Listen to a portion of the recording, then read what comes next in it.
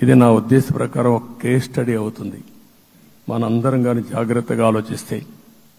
కానీ మనం కూడా అదే విధంగా కక్ష తీర్చుకోవాలి అని కానీ మనం ముందుకు పోతే మనకు కూడా సమస్య వస్తుంది. అదే సమయంలో ఒకటే చెప్తున్నా, తప్పు చేసిన వాడిని క్షమించి పూర్తిగా వదిలిపెడితే కూడా మళ్ళా అలవాటుగా మారుతుంది. తప్పు చేసిన వాళ్లకు శిక్ష పడవలసిన అవసరం ఉంది, చట్టపరంగా శిక్షించాల్సిన అవసరం ఉంది. అదే సమయంలో విధ్వంస రాజకీయాలు, కక్షా రాజకీయాలు కాకుండా ఇవన్నిటిని ప్రక్షాళన చేయాల్సిన అవసరం ఉందని చెప్పి కూడా నేను మీకు తెలియజేస్తున్నా. ఇంకొక పక్క 5 ఏళ్లలో ఎన్నో సంవత్సరాలు చూశాను కానీ కార్యకర్తలపైన దాడులు, హింసా రాజకీయాలు, అక్రమ కేసులు, వేధింపులు, కడాన సోషల్ యాక్టివిస్టులు కూడా ఇష్టానుసారంగా కేసులు పెట్టి హెరాస్ చేస్తే నిద్రపోకుండా వాళ్ళు కాపాడుకున్నాం. ఇంకొక పక్కన అన్ని పార్టీలకు 3 పార్టీలకు అనుభవం ఉంది. ఈరోజు మీరు చూస్తే ప్రాణాలు తీస్తూ అరాచకంగా ప్రవర్తిస్తూ తెలుగుదేశం పార్టీలో ఒక ఉదాహరణ చూసినప్పుడు అన్ని పార్టీలకు వర్తిస్తుంది.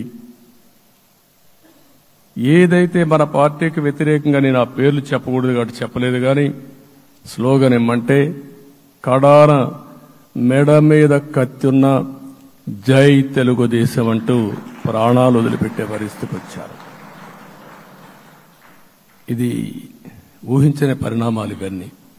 ఇప్పుడు కూడా కళ్ల ముందర తిరిగే పరిస్థితి వస్తుంది. అందుకే ఈరోజు మనందరం కూడా ఇవన్నీ గుర్తుపెట్టుకుని, నాకు జరిగిన అవమానాలు చూశారు. నేను అందుకే మా కుటుంబానికి జరిగిన అవమానంతో నేను కూడా భరించలేక బయట వచ్చినప్పుడు ఒకటే శపథం చేసి వచ్చాను. ఆ శపథం, ఇది గౌరవ సభ కాదు, ఇది కౌరవ సభ.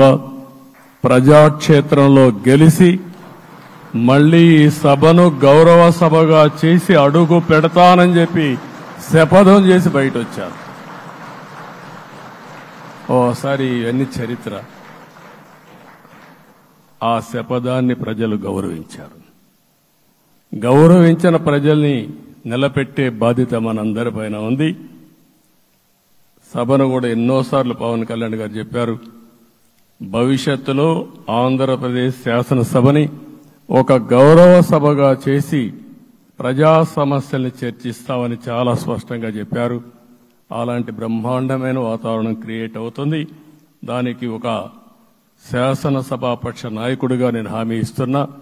మళ్లీ ఈ సభను గౌరవ సభగా, ఈరోజు మన పరిపాలన ప్రజా పరిపాలన, ప్రజా ప్రభుత్వంగా మనం ముందుకు పోవాల్సిన అవసరం ఉంది. ముందుకు పోతామని చెప్పి కూడా నేను మీకు తెలియజేస్తున్నా.